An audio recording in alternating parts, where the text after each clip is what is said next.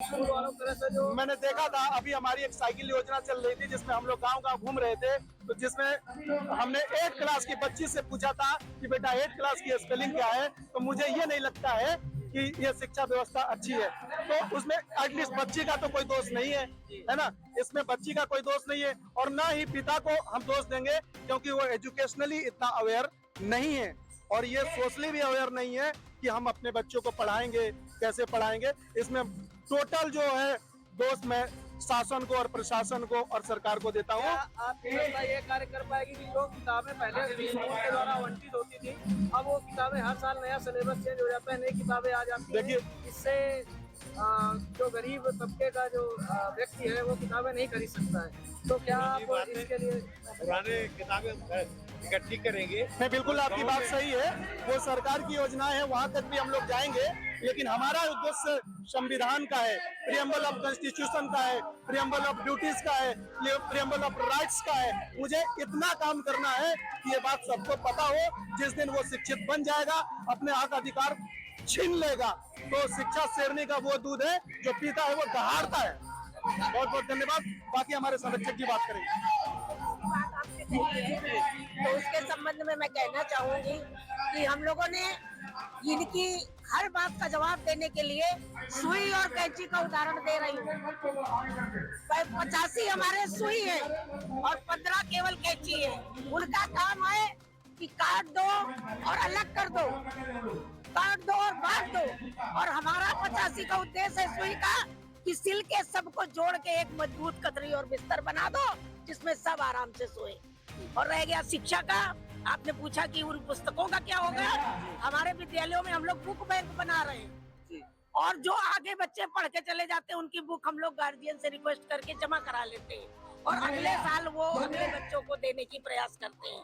ये हम लोग बाबा साहब के बताए हुए मार्ग पर चलने का प्रयास कर रहे हैं और आगे बच्चों को आगे बढ़ाने का, उनके उज्जवल भविष्य की कामना करते हैं। कुल मिलाकर ये परिचय ये है कि हम डॉक्टर अंबेडकर प्रज्ञान ज्योति मिशन के अध्यक्ष और आपके समक्ष सारे लोग डॉक्टर अंबेडकर प्रज्ञान ज्योति मिशन के मुख्य संरक्षक जी और बहन आशा यादव जी संरक्षक, भैया जी संरक्षक हैं।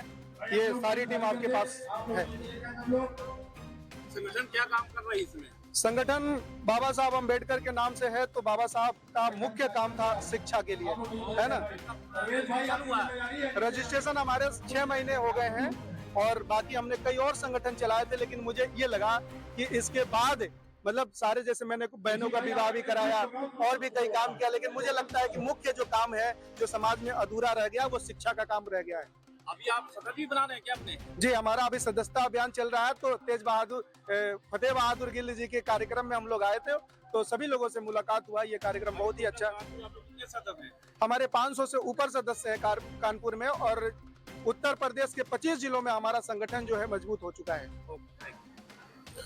ये जब हम लोग वेद की और पुराण की बात करते हैं तो उसमें सबसे पहले आता है सतयुग, है ना। तो सतयुग में सिर्फ और सिर्फ एक ही जात को और एक ही कौम को शिक्षा पाने का अधिकार था, जो कि हमारा परिवार का हिस्सा है, ब्राह्मण, है ना। सतयुग के बाद आता है द्वापर। तो द्वापर में जो रचनाएं बनाई गई उसमें जो ब्राह्मण और क्षत्रिय को शिक्षा पाने का अधिकार हुआ। इसी तरह हम लोग आते हैं त्रेता पर। तो त्रेता में ब्राह्मण, क्षत्रिय और वैश्य को पाने का शिक्षा अधिकार हुआ। तो इसी तरह अब ये जो युग चल रहा है पत्रकार साहब, आपसे मैं पूछना चाह रहा हूँ, ये कलयुग चल रहा है। इस कलयुग को हम कलम युग की तरह देख रहे हैं और बाबा साहब अंबेडकर ने वो अधिकार दिया है हम लोगों को कि जिसमें हम लोग शिक्षा पा रहे हैं और इसमें सारे लोगों को शिक्षा पाने का अधिकार है, ब्राह्मण, क्षत्रिय और शूद्र और वैश्यों को भी। बहुत बहुत धन्यवाद पत्रकार महोदय। वैसे आप क्या एजुकेशन पॉलिसी, जो गाँव के बच्चे हैं जैसे नहीं पढ़ पाते हैं किसी कारण, तो उसके लिए आप क्या करेंगे? इसके लिए हम लोग फ्री ऑफ कॉस्ट शिक्षा, जो बाबा साहब का कहना था, बाबा साहब अंबेडकर का कहना था, इसलिए हम लोग जो है गांव-गांव में हमारी संस्था का उद्देश्य है कि लगभग 50 पाठशाला हो। हम लोगों ने हमीरपुर से स्टार्ट किया हुआ है और हमीरपुर में 4 पाठशाला हमारा ओपन हो चुका है। तो इस संस्था के माध्यम से मैं यही कहना चाहता हूँ, मेरा मुख्य स्लोगन यही है कि अज्ञान से मुक्ति, प्रज्ञान की शक्ति। जहां प्रज्ञान है वही सशक्तिकरण और आत्मसम्मान है। तो बाबा साहब के लिए मैं बहुत ही समर्पित हूं, क्योंकि एजुकेशन मिलेगा समाज को तभी हम लोग आगे बढ़ेंगे। शिक्षा जो गरीब बच्चे हैं, सरकार को नहीं पता कि सबको शिक्षा मिल रही कि नहीं। वो प्राइमरी में जिनके एडमिशन है परिषदीय स्कूलों में, वहां पर भी सही से शिक्षा नहीं। ये मैं स्वयं जाके देखा, लोग छुआछूत वहां अभी भी कर रहे हैं, पेंसिल कागज को ऊपर से फेंकते हैं, खाना उनको सही से नहीं देते। गरीब बच्चे जो जानते नहीं पढ़ना और गवर्नमेंट को भी नहीं पता है, उन लोगों को हम योग से लेकर के शिक्षा वॉलेंटियर होकर पार्कों में देते हैं। और यही हमारा उद्देश्य है कि हर बच्चा पढ़ सके, जो देश की पॉलिसी है। अच्छे हैं, उनकी कहानी भी अच्छी, उनका बचपन भी अच्छा, उनकी जवानी भी अच्छी। क्यों ना उनके तीरों को हम अपने दिल में जगह दें, क्योंकि निशाना भी अच्छा और निशानी भी अच्छी।